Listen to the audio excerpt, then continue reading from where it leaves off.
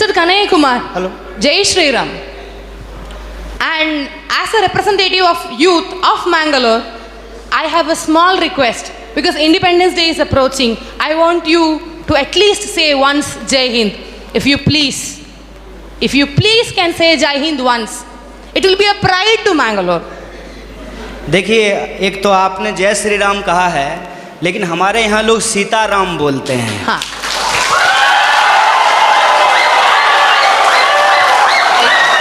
Sitaram. Excuse me,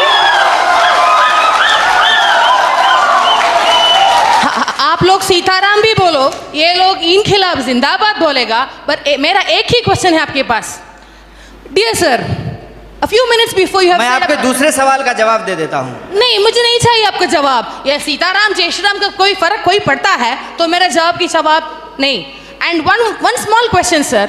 You were saying about emotional politics regarding people thinking emotionally you are strong, so emotionally masses control. Yes, sir, we are emotional people, and we think the reality and emotion for us. We have one mother, we have one father, and what we believe is one, and we need a single, as a representative of a student, being from student background, I say, no leftist, no rightist, no ABVP, or no all so-called parties or polities. Why don't you stand for one nation? Why don't you stand for one student power? Why do we need one side Zindabad, one side Inkhilab, one side Jai Hind, and one side your favorite Mr. Madam? All those Rams, all whatever it is. Why don't you represent one? Why don't you represent one India? Why don't you represent one unity? Why don't you give us a single policy rather than saying all these what you have said with the due respects for you, with the due respects for your PhD? Why don't you please respect and please propose one unity and one topic saying which is uniting the entire country, so that the topic says youth is in the crossroad. And my dear sir, yes, youth is in the crossroad, but we are having set our eyes on the goals and we are on our path. Why don't you please say one policy for entire country? And if I permit, and I say, Bhola Bharat Mata ki Jai Hind. आपका जो सवाल है कि आप एक का समर्थन क्यों नहीं करते हैं, देखिए बात यह है कि मेरी पैदाइश ही दो लोगों के मिलने से हुई है। मेरे माँ बाप की शादी नहीं होती तो हम पैदा नहीं होते। मेरे माँ और बाप दो लोगों की शादी हुई और ऑब्वियसली शादी होने के बाद जो वो किए होंगे उसके चलते हम पैदा हुए हैं, तो उसमें दो लोग मिले हैं।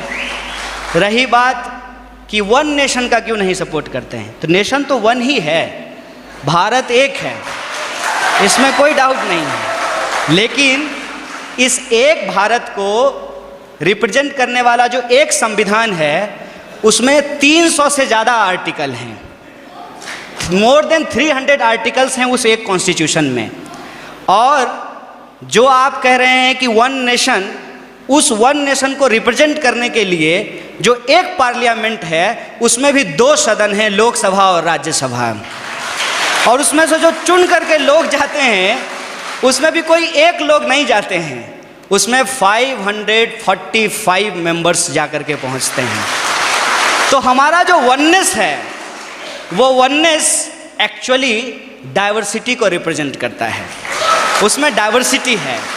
और आपने जो सवाल पूछा जय श्री राम, जय श्री राम आप बोलिए, ये आपकी आज़ादी है, आप जय श्री राम बोलिए, जय हनुमान बोलिए, आपको जो बोलना है बोलिए, क्योंकि इस बात को बोलने की इजाज़त हमको हमारा संविधान देता है। इसीलिए मैं आपसे ये आग्रह करूँगा कि आप कभी कभी उस संविधान की भी जय बोलिए जो आपको बोलने की आज़ादी देता है। और रही बात मेरी, तो मैं आपको बता दूं, मेरा तो जन्म ही मिथिला में हुआ है। मेरा जो घर है वो घर जिस डिस्ट्रिक्ट से मैं आता हूँ उसका नाम बेगूसराय है और वो मिथिला में होता है। अगर आप मेरे यहाँ आएंगे तो आपको बड़ी आश्चर्य लगेगी। हमारे गांव में हर साल ये जो अगहन का महीना होता है हिंदी का, उसमें अयोध्या से बारात आती है और लड़के आते हैं बाराती बन करके, और राम लक्ष्मण आते हैं बर बन करके। और हमारे गांव में राम जानकी मंदिर है जहां पे हर साल राम विवाह होता है। और मैं मज़ेदार बात आपको बताता हूं, मिथिला के जो लोग होते हैं वो राम जी को गाली देते हैं। पता है क्यों? क्योंकि मिथिला राम जी का ससुराल है और इस लिहाज से वो राम जी को मजाक करते हैं। हमारी संस्कृति में जब शादी ब्याह होता है तो जो बारात आती है तो बारातियों को सारातियों के द्वारा गालियां सुनाई जाती है, उनको गालियां दिया जाता है। जब आप हमारे यहाँ आएंगे तो आपको बड़ा आश्चर्य लगेगा कि राम जो भगवान हैं उनको स्वागत में लोग गालियां दे रहे हैं। ये हमारा ट्रेडिशन है। और हम जिस संस्कृति जिस कल्चर में पले बढ़े हैं वहाँ कभी भी किसी भी भगवान को अकेले नहीं याद किया जाता है। आपने कहा ना वननेस, उनको अकेले नहीं याद किया जाता है। हमेशा राम को सीता के साथ और राधा को कृष्ण के साथ याद किया जाता है। ये हमारी परंपरा रही है। ये बड़ी आश्चर्य की बात है कि आप यूथ हैं और जो है मैं तो पीएचडी कर लिया और मैं उम्मीद करता हूं कि आप भी पीएचडी कर पाएं। और अगर आप पीएचडी करें तो मेरा आपसे ये आग्रह होगा कि आप इस देश में जितने रामायण लिखे गए हैं कम से कम उन रामायणों पे ही आप पीएचडी कर लीजिए। और मैं आपको बताता हूं कि हिंदुस्तान में कम से कम 300 से ज़्यादा रामायण लिखे गए हैं, मोर देन 300। और मैं एक बार हिमाचल गया था। हिमाचल में त्रिलोकनाथ की मंदिर है। मैं आपको कहता हूं इस देश को घूमिए। यह देश इतना शानदार है कि आप इसकी कल्पना नहीं कर सकते हैं। और आपको कई बार अपने आप को छोटा और तुच्छ महसूस होगा कि हम कितना तुच्छ हैं इस देश के सामने।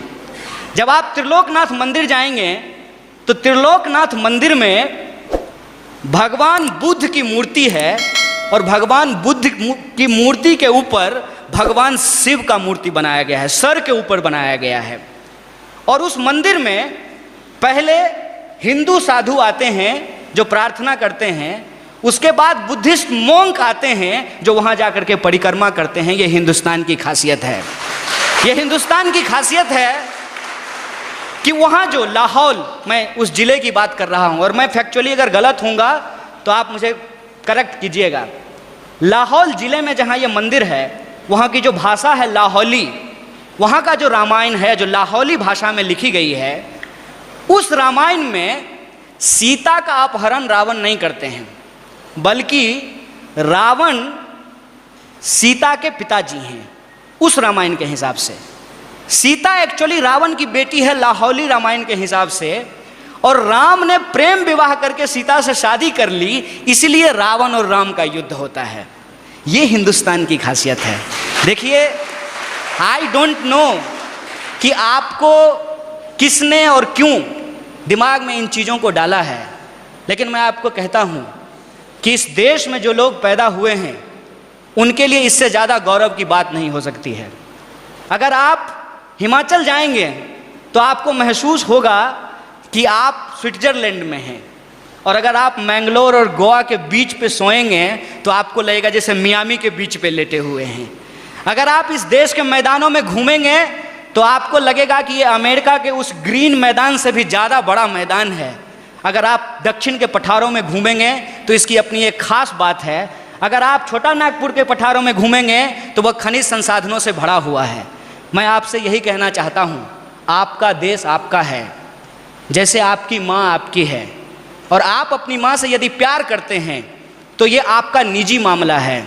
लेकिन जब आप रोड पे चल रहे हों, कोई आए कोई भी रंग का झंडा लेकर के और कोई भी नारा लगा करके, चाहे वो इनकलाब जिंदाबाद बोले या जय श्री राम बोले, वो नारा लगा करके, वो झंडा दिखा करके आपसे कहे कि तुम अपनी माँ से प्यार करते हो, जरा करके दिखाओ, तो आपका क्या जवाब होगा? यह देश हमारा है, इस देश से हम प्यार करते हैं, और हमारे लिए इस बात को याद कीजिएगा, हमारे